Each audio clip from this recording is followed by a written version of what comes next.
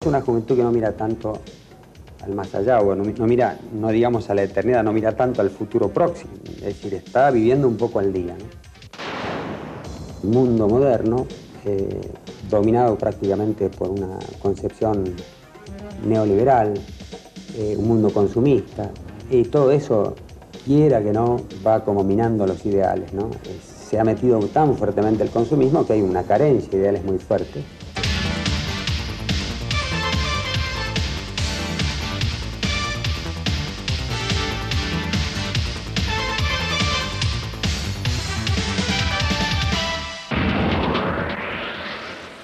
Sinceramente no le podría decir eso porque, bueno, insistir, yo trato de no hacer un análisis político, sino un análisis político. ¿Cómo le va? En esta oportunidad de edición abierta ha tratado de conocer cuál es el pensamiento de un sector de la Iglesia Católica Argentina en conexión con las nuevas costumbres, comportamientos y modificaciones que se están produciendo en la estructura socioeconómica de nuestro país.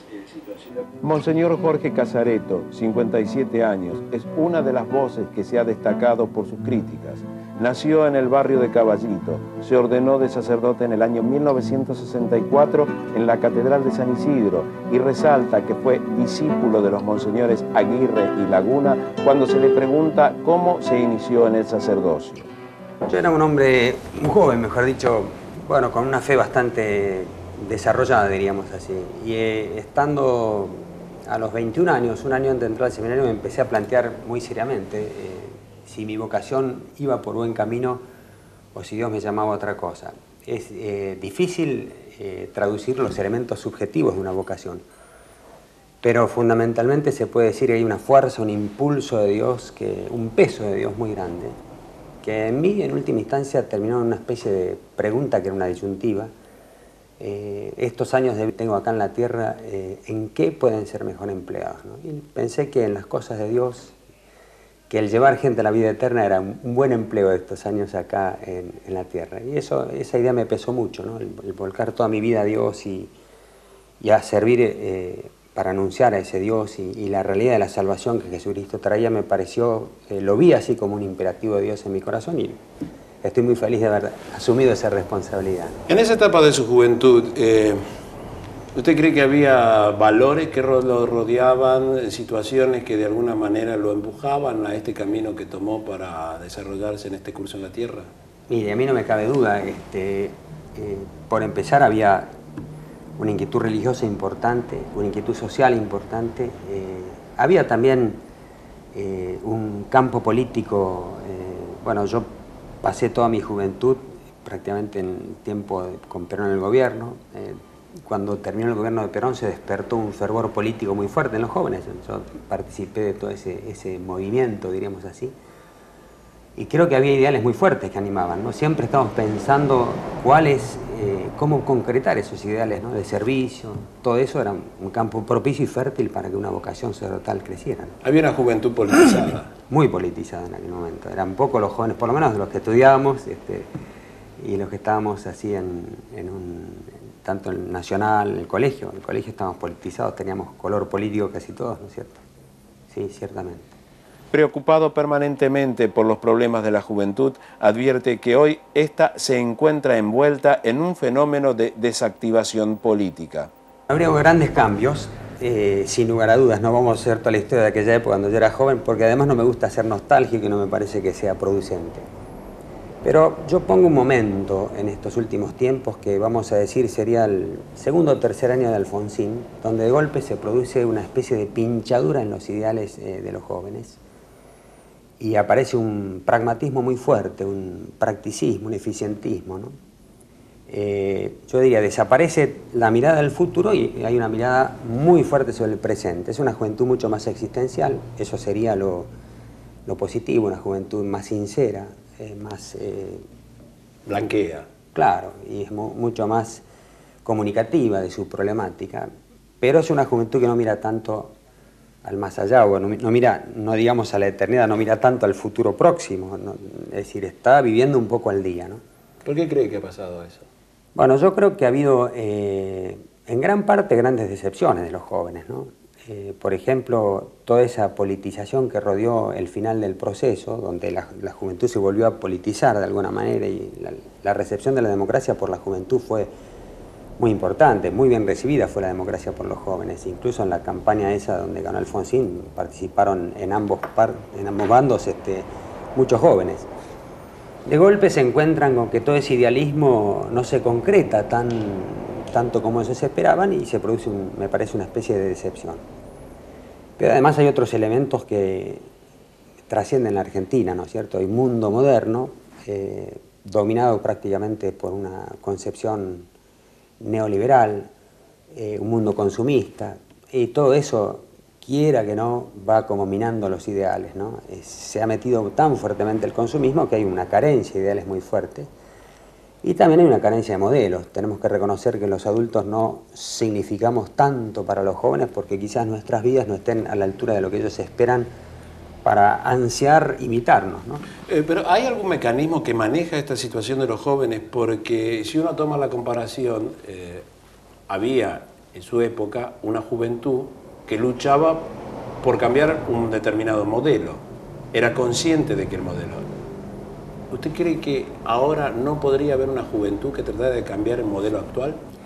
Yo creo que así en líneas generales no se lo plantean con tanta fuerza. Quizás, y esto sí, lo creo, son sensibles frente a problemáticas concretas. Por ejemplo, si los jóvenes hoy en día descubren una injusticia social, miran esa concreta injusticia social, en muchos casos se sacrifican. Yo le estaba comentando a usted antes de entrar a charlar aquí, en esta diócesis debe haber habido en este verano 2.000 o 3.000 o 4.000 jóvenes que han salido en misiones a Añatuya, a Santiago del Estero, al sur, bueno, por todo el país. O sea, y van y asumen sacrificios concretos para hacer una misión en ese lugar.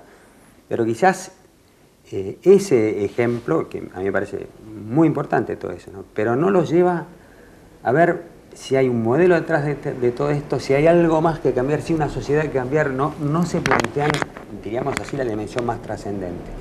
Y yo no quiero hacer un juicio de valor aquí, ¿no? Porque fíjese que otro tiempo la juventud se planteó el cambio de modelo y llegó a grandes equivocaciones también. Entonces, yo no sé si esto es más positivo o no que lo otro, lo que ciertamente sé que es así. A mí me gustaría, personalmente me gustaría que además se tuviera el ideal del cambio de modelo, ¿no es cierto? ¿Pero que es una juventud distraída? No pienso que sea distraída, pienso que es más presentista, vive más el presente, le interesan más las cosas concretas, es otro modo de encarar la vida. Mientras la conversación con Monseñor Casareto se deslizaba por los cuestionamientos y aspiraciones juveniles, quedó planteada la ausencia de modelos referentes. Yo creo que hay una dirigencia argentina, entre la que me incluyo, incluyo también a los dirigentes de iglesia, que no terminamos de tener un mensaje del todo claro con nuestra propia vida, ¿no es cierto? Es decir, no me parece que nos estemos constituyendo en modelo de los jóvenes. Si usted toma lo que ha sido, por ejemplo, este verano, ¿no es cierto? Las cosas que los diarios transmiten de en qué estuvo la dirigencia argentina en este tiempo, ¿no? Yo creo que no todo lo que existe lo transmiten los medios de comunicación, por lo tanto creo que hay muchos dirigentes muy buenos que no les importa tanto aparecer en el jet set ni en la frivolidad, pero la imagen que el joven recibe es una imagen de una dirigencia que en muchos casos está en la frivolidad, ¿no es cierto? Eso no puede constituirse nunca en modelo de la juventud, ¿no es cierto? No es algo que atraiga como ideal de vida así definitivo, ¿no es cierto? Como ideal importante. ¿Y con la corrupción? Yo creo que eso, bueno, está todo bastante unido, ¿no? Es decir, me parece que en general hay toda una dimensión de dirigencia donde los signos de corrupción son también muy fuertes, el mensaje de corrupción que transmite muy fuerte y todo eso evidentemente no ayuda a los jóvenes. Por ejemplo, ¿qué joven hoy en día, qué encuentra el joven hoy en los políticos como para decir la política realmente es una tarea de máxima caridad, de máxima generosidad, de máximo servicio? No es eso lo que los políticos estén transmitiendo, ¿no? Yo también tengo que revisar lo que transmitimos los sacerdotes, no es que quiera decir, porque, por ejemplo, a mí me interesaría muchísimo, y creo que de la política no se puede prescindir, ¿no? Entonces sería muy importante que se diera en esta dirigencia nuestra un cambio, que todos los dirigentes estuviéramos transmitiendo una necesidad de cambio, de modo tal que realmente seamos atractivos para los jóvenes, que los jóvenes mirándonos a nosotros pudieran decir quisiéramos ser como estos hombres, ¿no es cierto? Aspiramos a ser como ellos porque ese ideal de vida nos convence. Monseñor Casareto insistió en destacar la existencia de un importante grupo de jóvenes católicos que aspira con su accionar a impulsar nuevas conductas en la sociedad. Los grandes cambios históricos no los hicieron las masas, siempre ha habido grupos pequeños muy convencidos de ideales muy fuertes, por eso yo creo que hoy en día los ideales es uno de los servicios que la Iglesia tiene que presentar, ¿no? El volver a presentar los grandes ideales, el volver a poner modelos, el generar espacios donde, por ejemplo, los jóvenes y también los adultos encuentren una comunidad de vida fuerte, todo eso es lo que generará los cambios necesarios. Yo estoy convencido que vamos hacia cambios importantes en ese sentido.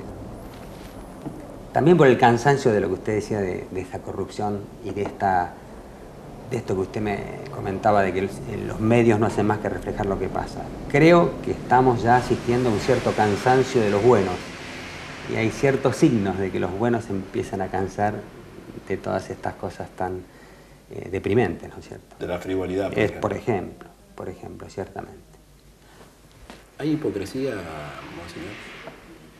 Yo creo que está muy unido, ¿no? Mire, todo lo que es la corrupción, la frivolidad, la falta de austeridad, ¿le parece poco, vamos a decir, hipócrita, ¿no? Que es muy fuerte el término, si quiere lo suavizamos un poco, además no me gusta ser agresivo, pero una dirigencia que da una imagen de frivolidad en un país donde los problemas sociales son tan fuertes, evidentemente o la dirigencia no está a la altura de la situación y de la problemática del país, o hay algo ahí que no está bien concebido como misión de un dirigente, ¿no es cierto? Yo creo que justamente estos tiempos están reclamando mucha austeridad, ¿no es cierto? Monseñor, me quedé pensando una cosa. Le pregunté si usted pensaba que estábamos viviendo en una sociedad hipócrita en este momento. Bueno, yo empecé a contestar por lo menos que me parece que el término es un poco fuerte. Yo creo que es una sociedad con muchas incongruencias. Vamos a usar ese término que es más aceptable, ¿no? Diplomático. Bueno, la diplomacia no solamente es un término despectivo, también si quiere diplomático.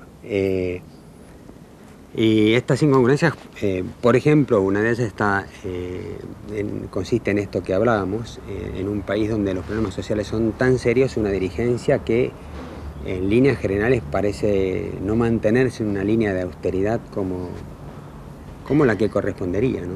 Porque en un país con tantos problemas me parece que nosotros deberíamos, todos los que estamos en una actitud dirigencial, deberíamos mostrar una imagen austera de vida. Eso me parece que es muy importante, ¿no? Usted habla de tantos problemas en el país. ¿Cuáles son los problemas que más le preocupan?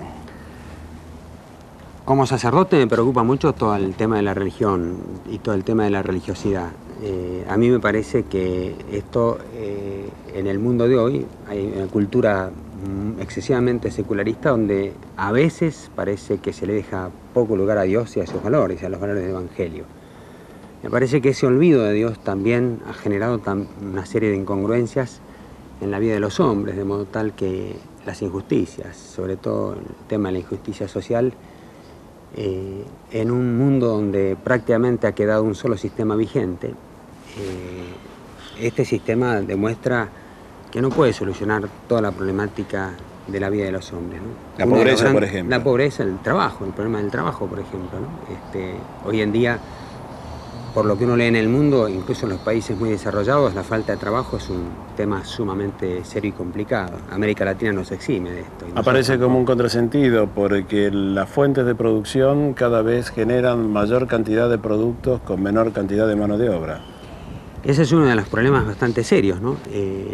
Claro que es un tema muy difícil de solucionar porque no es cuestión de parar la tecnología tampoco, es decir, siempre tenemos que estar a favor de lo que es el progreso y de lo que es el avance en la vida de los hombres. Pero el problema es que si avanzamos tanto con la tecnología, que no tengamos más mano de obra que después se convierta en seres humanos que compren lo que esa mano de obra tecnológica produce, ¿qué va a ocurrir?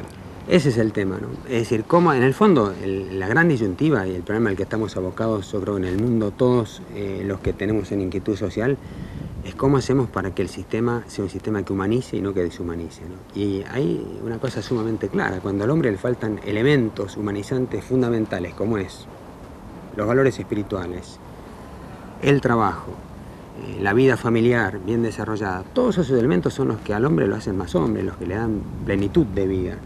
Bueno, Monseñor, usted está preocupado, por ejemplo, por un tema como la pobreza particularmente. ¿Cómo ve esta situación en el país? mire, desde hace unos 20 años ha habido una creciente pobreza, de modo tal que se ha generado lo que hoy en día los sociólogos llaman la exclusión de algunos sectores de la sociedad. ¿Quiénes son los excluidos? Y son aquellas personas que carecen de los elementos elementales para tener una vida digna, ¿no es cierto? Normalmente se habla de salud, trabajo, educación, vivienda, alimentación, vestido. Son los elementos que definen, los ítems que definen la situación de máxima pobreza. Este fenómeno no termina de revertirse en la Argentina. Y digo, es un fenómeno creciente desde hace 20 años, tiene su antigüedad. Y esto me parece que implica un gran debate, ¿no? Un gran sinceramiento por parte de la dirigencia, sobre todo en la Argentina, ¿no? A veces nosotros vemos a la dirigencia como muy preocupada por, quizás en el orden político, la perpetuación en el poder o la lucha por el poder mismo, y en el fondo uno piensa, ¿no? Cuando una persona asume un papel político, y no hablo solamente de los políticos que ejercen esa misión, porque un papel político lo ejerce mucha gente. Cualquier persona que tenga una responsabilidad seria de bien común está haciendo una acción política, ¿no? A mí me parece que en la Argentina deberíamos entrar todos en un debate mucho más serio sobre lo que es el bien común argentino, en qué consiste ese bien común, y cómo estos hombres que están, y mujeres y familias que están en niveles de exclusión, cómo pueden recibir de la sociedad un mensaje de auténtica preocupación y de reversión de ese proceso, ¿no? ¿Usted cree que puede haber algún mecanismo de reacción por parte de estos sectores excluidos? Algo que comúnmente en el último tiempo se ha llamado la explosión social. Mire, yo no soy un analista político ni un sociólogo, pero me molesta, ¿sabe qué? Que la gente se empiece a preocupar por ellos cuando puedan significar un latente peligro de explosión social. El hombre hay que preocuparse por el pobre porque es pobre, no porque sea un peligro de explosión social. No podemos preocuparnos de estas personas porque puedan generar problemas el día de mañana. Por última instancia, si generan problemas es porque están expresando una situación muy dolorosa para ellos. Eso tiene que ser preocupación nuestra mucho antes de que haya una explosión social, ¿no es cierto? ¿Usted cree que hay algunos elementos desde su diócesis, desde su trabajo permanente como sacerdote que camina su diócesis? ¿Usted advierte que hay un caldo de cultivo de una situación difícil? Mire, sinceramente no le podría decir eso porque le vuelvo a insistir. Yo trato de no hacer un análisis político, sino un análisis mucho más... No, sí. simplemente social. Sí. Usted tiene una diócesis complicada. Sí, por supuesto que sí. No tengo respuesta para esa pregunta, sinceramente. La existencia de amplios sectores con profundos problemas sociales es admitida por la Iglesia, que entiende que sus disconformidades debieran ser encauzadas a través de canales de expresión, hoy en día enfrentados a una crisis de representatividad.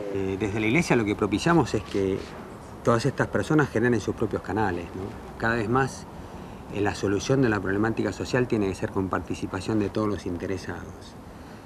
Y esto a nosotros nos parece clave. Todos los párrocos y todas las organizaciones de la Iglesia que están trabajando en los barrios pobres están intentando no ir con soluciones paternalistas, sino generar toda una participación en núcleos de expresión. Muchas veces la misma Iglesia y las organizaciones de la Iglesia se constituyen en núcleos, pero ¿por qué? No porque vayamos desde arriba, sino porque estos mismos hombres y personas entran en nuestras organizaciones y desde ellas van expresando sus necesidades, ¿no es cierto? Creo que el camino es ese, no hay otro camino. Hoy en día no se puede hablar como antes de beneficencia, ¿no es cierto? Hoy en día hay que hablar de solidaridad, y solidaridad es unos y otros, todos juntos, trabajando por esta problemática, ¿no? Y en primer lugar, los propios interesados. Qué buena palabra esa de solidaridad. Pareciera que sería necesario repetirlo muchas más veces para que la sociedad se acostumbre a escucharla, ¿no es cierto? Ciertamente, es una de las grandes palabras del Juan Pablo II.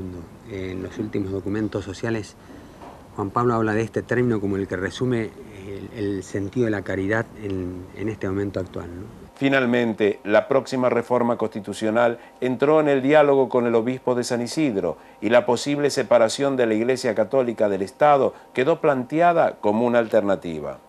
Este es un tema de larga discusión. Yo le diría, en la práctica hay una cuasi separación de la Iglesia del Estado. Yo creo que es muy importante que la Iglesia tenga una gran autonomía respecto a los poderes establecidos. La Iglesia se siente mucho más cómoda. La Iglesia no queda atada a ningún tipo de compromiso con los poderes. Me parece que ese camino es el camino que la Iglesia tiene que acrecentar. ¿Cómo serán los mecanismos legales para esto? Si usted toma la Constitución actual, nosotros los obispos, bueno, seguramente habrá un pronunciamiento ahora pronto, por eso que yo no me atrevo personalmente a adelantarlo, porque tampoco todos los elementos. Los vamos a estudiar en la próxima reunión de la Comisión Permanente del Episcopado, que es en marzo, vamos a estudiar este problema. Pero lo que queremos es sí que haya un reconocimiento del sentido católico esencial del pueblo argentino, pero la Iglesia no quiere que haya ningún tipo de prebendas respecto de la Iglesia misma. Sí, un reconocimiento de lo que ha significado en la historia, el pensamiento católico, la visión católica, incluso de lo que tradicionalmente la Iglesia significa para la Argentina, y que estamos en un pueblo mayoritariamente católico. Eso debe ser reconocido por un acto de justicia, me parece. Pero no en todo lo que pueda hacer influencia en los mecanismos de poder, todo eso creo que la Iglesia tiene que alejarse de toda esa... Es decir, que ¿cómo vería usted la posibilidad de repente de encontrarnos en la Argentina con un presidente judío? Yo no tendría ningún problema, personalmente. Monseñor, muchas gracias por su charla. De nada. Muy bien.